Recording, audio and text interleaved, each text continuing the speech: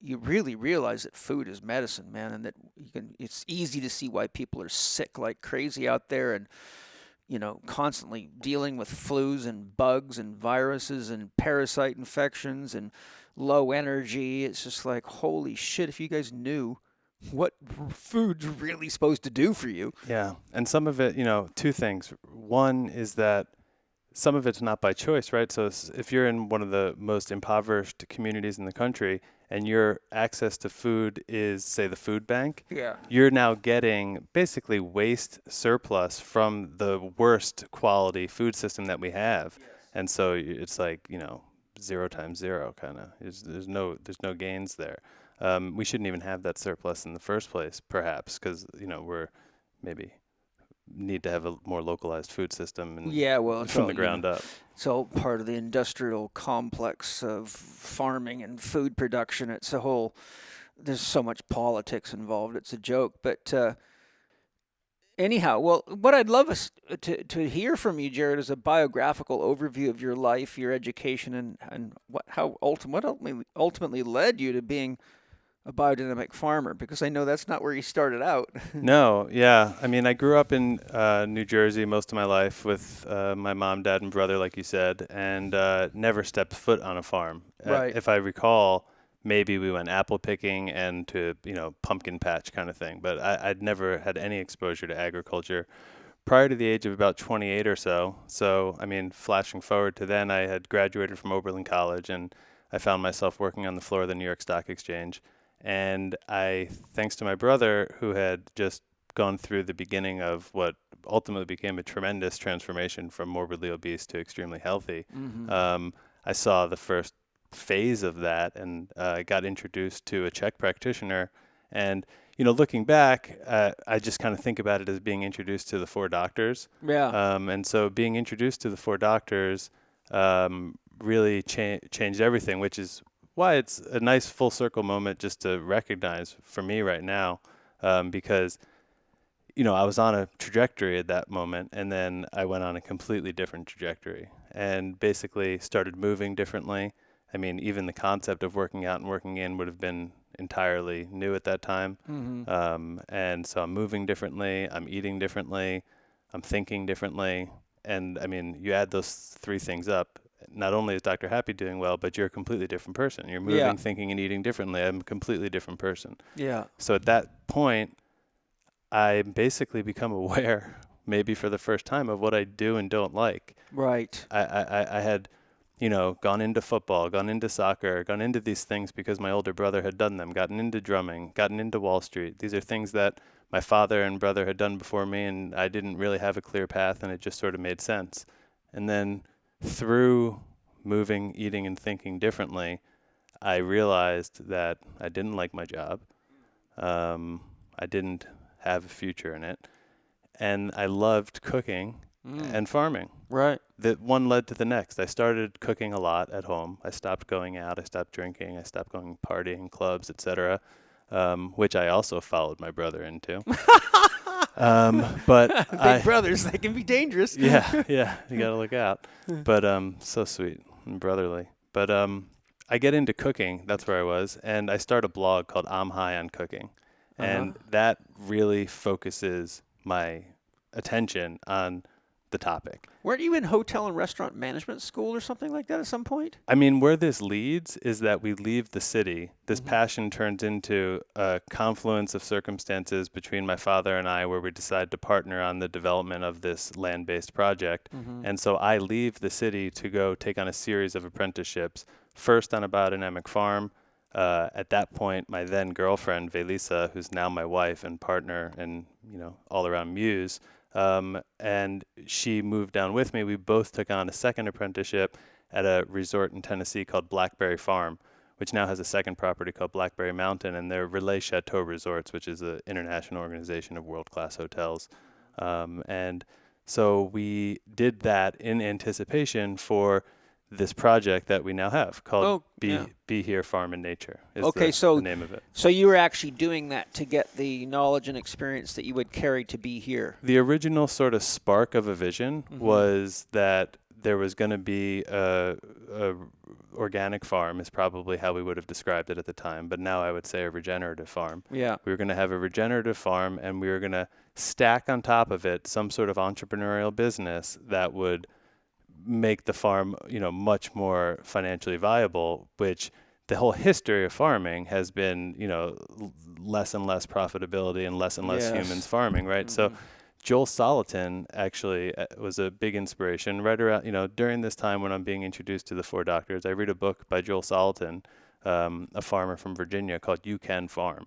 Mm-hmm. And I know who he is. yeah, he was featured in Michael Pollan's Omnivore's Dilemma. The whole section on regenerative agriculture is about his farm, Polyface Farms. Right. Mm-hmm. And so he wrote many books, which are of great interest to people in farming. But You Can Farm is a book pretty much aimed at people who are not farmers and want to think about it. It's good to know. I read the book and I said, I can farm. He's very convincing. Yeah. And so that kind of kickstarted it. And the idea that he has in the book is, yes, I get it. Farming is not profitable. But what if you have a farm that has pasture, that grows grains, that cows come eat, then the chickens follow, and then the hogs follow, and then you sell all that to restaurants, and then you have tours. And he basically was stacking multiple farming functions onto a place and having a profitable business. Right.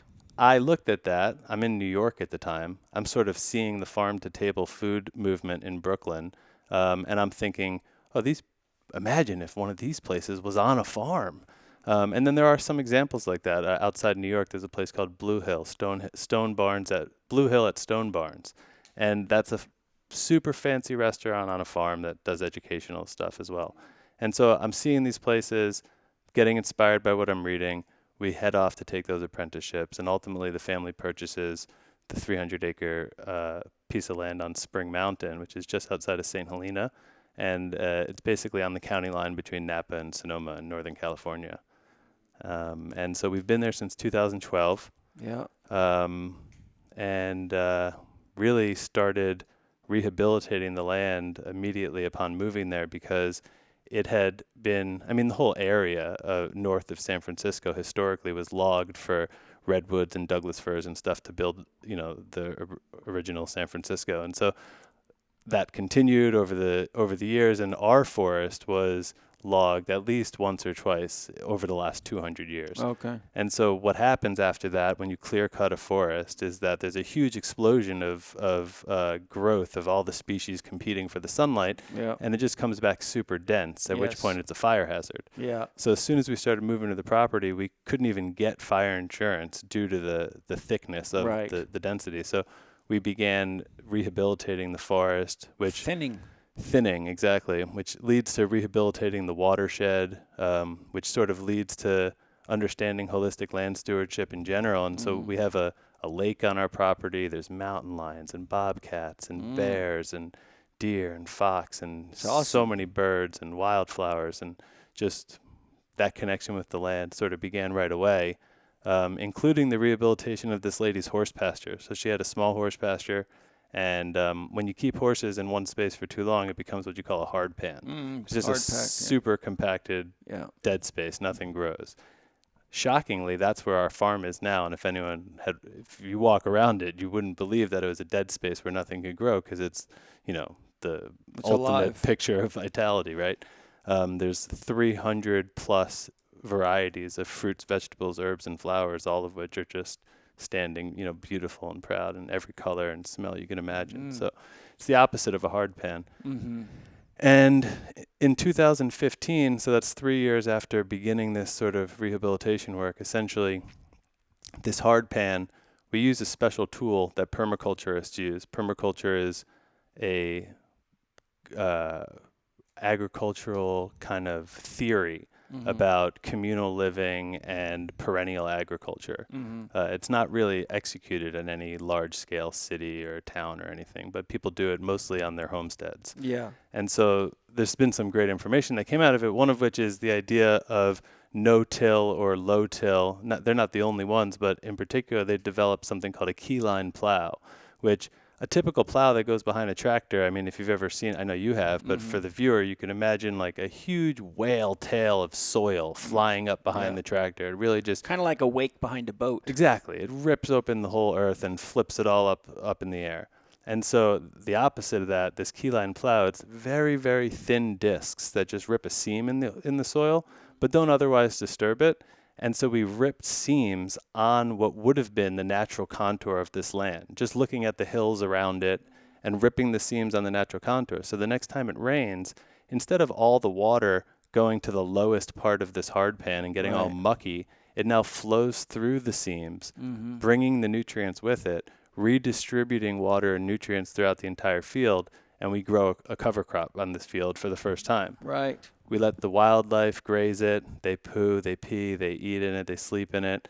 And then the next year, we fence it off and start growing food for the first time. And we hired our farm director, Eitan, who's still with us today. It's been about 5.5 years, in 2015. When you grew your cover crop, did you plow it under to feed the soil? That's a good question. The first year, we let the wildlife graze it. Mm-hmm. And the second year, we fenced it off and plowed it under. Yeah. The third year, we brought in a huge amount of grass-fed compost, Mm-hmm. finished compost, manure compost, integrated that into the field, carved our walking pathways, buried irrigation lines, and began farming in earnest.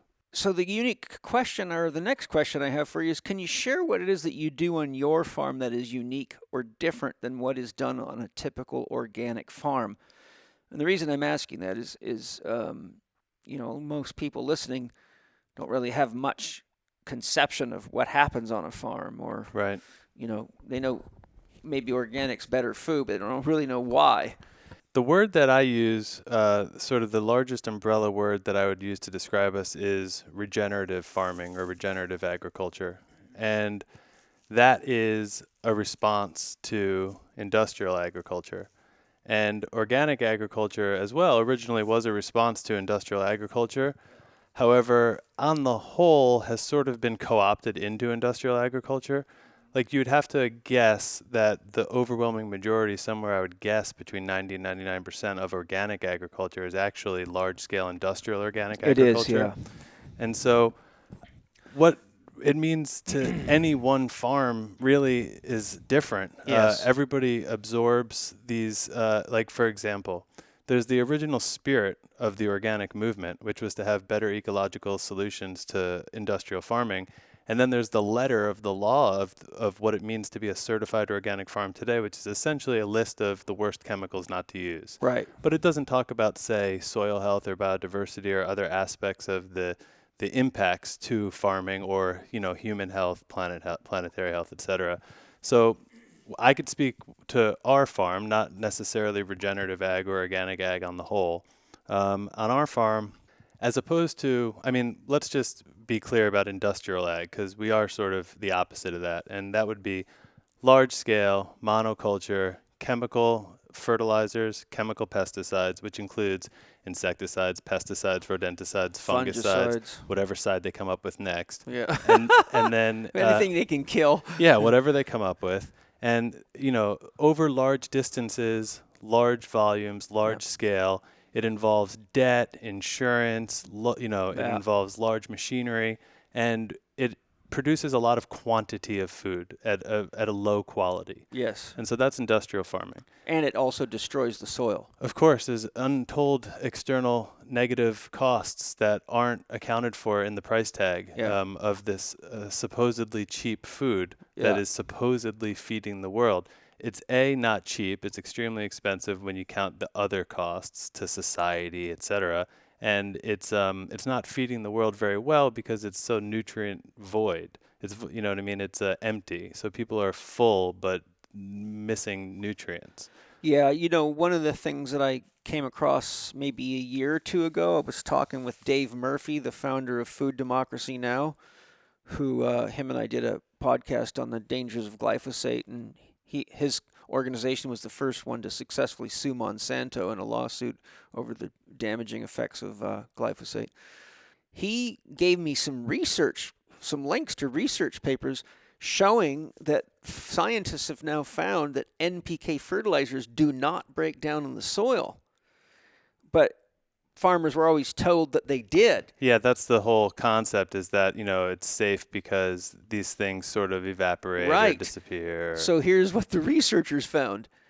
They found that there is so much NPK fertilizer that is now, because of the water's dissolved it down into the rock bed underneath the soil, that if we ever have heavy rains in a lot of these parts of the world where they do a lot of commercial farming, that if that water makes it to the ocean, it will utterly poison the entire ocean. Because there is massive billions of tons of fertilizer that's now settled in the rock bed. Okay, well, it's not really future thought, because here's a picture of America right now. Yeah. Okay, so you got the Appalachians on one side, the Rocky Mountains on the other, the flat plains across the middle, and we're industrial farming the whole thing. Yeah. In the middle of that, there's a Mississippi River. Yeah. Pretty much everything drains into it. Yeah. Goes down into the Gulf of Mexico. Yeah. Where there's a 9,000 square mile hypoxic dead zone. Yes. Where nothing grows. Yes. So that is the perfect picture of what's going on. Of what's happening. Yeah. And also, it's a nice picture because I think about myself as downstream from my food. Yeah. So I want to look back upstream and see who's shitting in the water and see the whole thing, right? I mean, that's what originally drove me from cooking to farming. I started cooking, which led me to finding higher quality ingredients, which led me to meeting where these ingredients were coming from, going out and visiting the farmers and realizing, ultimately it's actually nature connection more than farming that I became interested in. And so once I had met enough of these farmers and had enough of their high quality food, I realized actually I want to be a part of that process, more involved directly in that process. Yeah.